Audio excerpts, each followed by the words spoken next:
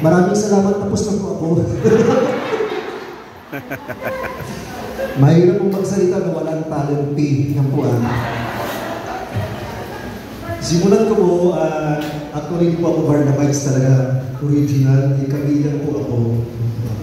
Nag-search po ako sa St. Camillus 1989. Di pa po kayo sinilang. Wala pa po sa plano ng Diyos yung mga kabataan ko dito. Nag-search po ako nag-search po sa St. Camillus way back 1989, December, more than 100 at marami po kami nakapasa. Nung makapasa po kami sa Camillus, sinulatan po kami ng kanilang rector na si Father Libon, sinasabi ni Father Libon, nakapasa ka pero may bagong congregation na dumating dito sa Pilipinas na walang seminarista. Kung gusto mo doon ka pumasok, pero kung gusto mo pumasok sa St. Camillus, okay lang. Hindi pa naman ako hindi ko nga po alam kung sino yung Barnabites po. Sumulat na po ng sumulat sa akin si Father Papa. Piling ko po nakapasok na po ako sa Barnabites. Na hindi naman po yung pala pong tumatanggap ng sulat niya, yung mga kapatid ko, sila po yung answer ng application ko. Kaya hindi naman po talaga ako magpapari. Kapatid ko po yung magpapari. Tapos po yun po, maalala ko po, balikan ko po, kung si Father JP po 1993 pumasok, si Father Chris 1992. Ako po ay pumasok, isa po ko sa pinakaunang pumasok sa Barnabite way back 1989, June 10. Birthday ni Father Jesus, ang unang Barnabite Filipino priest na wala po siya ngayon. So makabilang buhay po yata si Father. Nagtatago po kasi dapat siya po magsasalita po ngayon. Daya-daya ako po yung isinalang dito. Yun po Kaya, yun po Pumasok pa ako ng June 10, 1989, birthday po ni Father Jesus at the same time. Yun po Sa gabi, pumunta po kami ng Genix. Sinelebrate po ang birthday ni Father Jesus doon. Doon ko po nakita sa unang pagkakataon ng mga angels. Ganito pala yung mga angels, mukha ng mga angels, angelic sisters. At di ba ako nagsasalita kasi namangha pa ako kay Father Frank Papa. Magaling po sa English kasi Amerikano yan. Magaling po mag-English. Pangalawang araw po, gusto ko na pong umuwi. Umiiyak na po ako kasi ako pa, paano ba itong mga, sino ba itong mga Di ko po akalain si Father Jesus. Akala ko po Japanese. Kasi pa nagsasalita, hindi ko po naiintindihan kasi first time ko po lumabas ng Bicol, hindi ko po alam ang Ilonggo pala po yun. May dumating din pong dalawang from akala ko Japanese pa rin, Bisaya, wala po po naman salita Bisaya. Dum!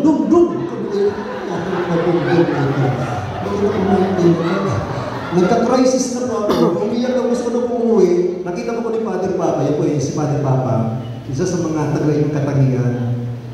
Kahit po gano'n siya na magalitin, pero pag meron kang pinagdadaanan sa buhay, napapansin niya po. Isa po yun sa hindi ko makakalimutan sa kanya, na pag sa dami-dami po namin pumasok, dumami po kami every year, pag may problema ka, pinagdadaanan ka, alam niya, tatawagin ka, kakausapin ka niya. That day, the following day po, pangatlong araw, pinasin niya po sa Antipolo, Cathedral. Sabi ko, kailangan pala pumiyak para mapasya ulit ako. Bukas iyak ulit.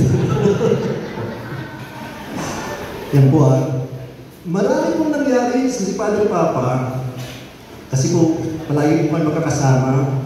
Nanonood po kami ng sini noon. Magkakasama pa kami sa SM North. Papasyal po niya kami ni Papasyal. Seminarista po ako. Ito po na rin po kasi ito po yung pinakahihintay po na gusto nang balikan po palagi yung mga nakaraan ko. Yan po Nagpapasalamat ako kay Father Papa dahil naging tao na kung may binabalikan pa po yung kahayupan ko po nung nakaraan ko. Alam po ninyo una, nabuhay ko po si Father Papa, hindi ko po malilimutan. Isinabuhay ko po yung Book of Genesis, Creation.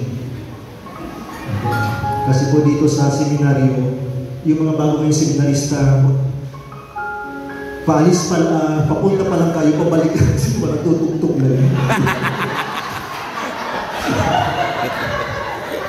Para naman tayo na sa comedy, alam po, yung mga seminarista po kasi noon, ako po mabait po akong seminarista dati, mabait po akong masunurin, ganyan.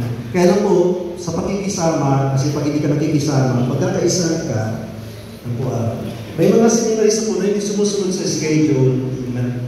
Pag naglalaro po ng basketball, naabutan po ng shower time na kinakain pa ng basketball. Kaya po, hindi ka na makapaligo kasi magagalitan ka pag naligo ka ng tapos ng schedule, Bible reading na. Minsan po talaga po minaliligo po talaga hindi sa schedule, napasama po talaga ako. Nung pumasok ako sa banyo po namin, mga 14 lang po yan. Kaya pala sabi ko, bakit bigyan ng takbuhan? Nakahubad na po ako. Bakit nagtakbuhan tahimik? Saan po kayo nangyari? Tapos may nagbubukas ko ng kortina. Uy, bubuk sa bastos na ito. Bukas ko na. Nako. Pag ganyan po, si Padre Papa po talaga niya nasa harapan ko. Hindi ko po alam kung tatakpan ko ito o dito. Hindi ko po alam kung si Adan o si Eva, yung ano ko, personify ko po dahil si Eva nagkaroon pa na wala ko talagang pantakit. Sabi ko ni Padre Sito, ano ba yung anong tinagpan? Sabi ko yung walang patakit. Binubunyawan ko ng tuno-tuno, talaga kung pili ko lang mabuto yung shower curtain, parang iba ang puno pa. Kasi kita-kita ko talaga, sinisigawan ko. Hanggang malabas ko ng door dito, hanggang sa estadio, hubad po ako, talagang pinapakita ko, nagpa-passion show ako doon sa mga seminarista. Parang kapag nanganak pang yakta po ako ng panahon na yun po pinagalitan ko na first time ko talaga yun po Hindi ko malilimutan sa buhay kay Padre Papa. Yun po yung mga seminarista, pag pinapagalitan po kayo ng Father Gerard, may ano po kayo, 1 week na maghugas kayo. Ako po talaga world record. Isang buwan na maghuhugas ka gabi-gabi. Isang buwan na wala, di ka lalabas, sabi ko parang, hindi na po mag-aaral. Yan po. Pero ang maganda po kay Father Papa, kahit nagkagawa ka po ng malaking kasalanan, o ano pa man, after 1 week, di na siya galit. Sabi ko, huwag mo nang ubusin yung isang buwan na maghuhugas ka. Tama na din po siya. Pangalawa din po, isa po rin po sa mga nakikisama, marunong po kasi kung makisama. Kasi sabi pag hindi ka nakikisama, baka pagkaisahan ka. May mga seminarista po doon, may nanonood po ng TV, pag natutulog na po si Father Papa.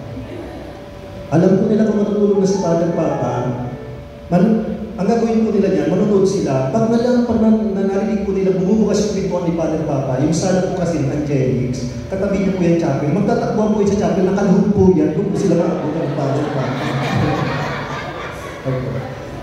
Ako naman po, di naman po manonood, bumaba po ako. Kasi, palagi po si Father Papa, pag may newsweek po kaming bago, nilalagay po doon sa table, sa sala po namin. Nag-uunahan ko kung sino magkukuha pa pagbasa.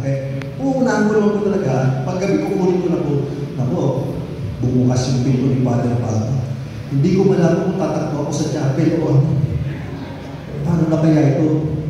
May isa pong lay of St. Paul na nagregalo po kay Father Papa ng estatwa ng Ipugaw. Nandun po sa doon sa sala.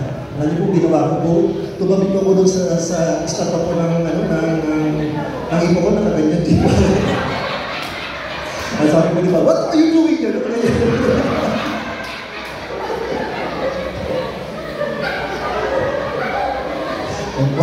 Marami po. Ito isa pa po, yan po si Father Papa po, marami pong sinabi, pero sumakwento ko naman kasi testimony po daw uso din po sa akin kung ngayon po may mga diyola, may nagugulutan tayo po kayo ngayon, naglalagay-lagay po nung po namin, iskinol. Kung po alam po yung iskinol, pero chinchansu. Nakigaya naman po ako, pumunta pa ako ng Cubao para bumilis ako pala isa ng chinchansu. Kasi bago po matulog yung mga seminarista, maglalagay po talaga dito. Kasi puputi po daw, puputi. Alam po, parang nakaramdam na po si Father Papa na may mga ginagawa ng kalukuhan. Paglabas ko po talaga ng banyo, bubulagan po talaga si Father. Wow! What are you doing? Vanity! Vanity! Sabi ko sa kanya, ano ba ito? Old Testament na. Marami pong pinanalo ko po, seminaryo, movies na po ako. Di ko na po talaga inaasahan na mag-promote pa po ako. Kasi during novitiate po, may nangyari po sa akin, Christmas ko, kasi nag-apostolate po kami dito sa harapan, sa mga bata dito.